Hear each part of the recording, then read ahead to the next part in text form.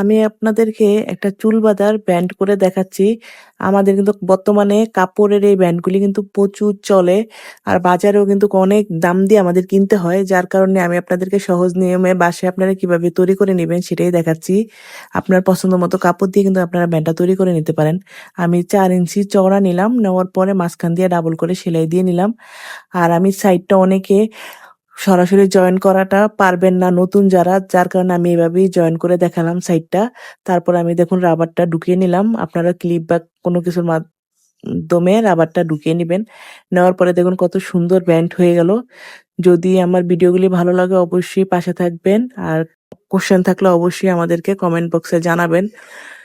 সবাই ভালো থাকবেন। আর দেখুন কত সুন্দর একটি ব্যান্ড হয়ে গেছে।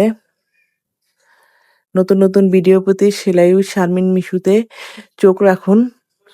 দেখুন আপনারা কত সুন্দর একটি ব্যান্ড। সবাই ভালো থাকবেন। আল্লাহ হাফেজ। আসসালামু আলাইকুম।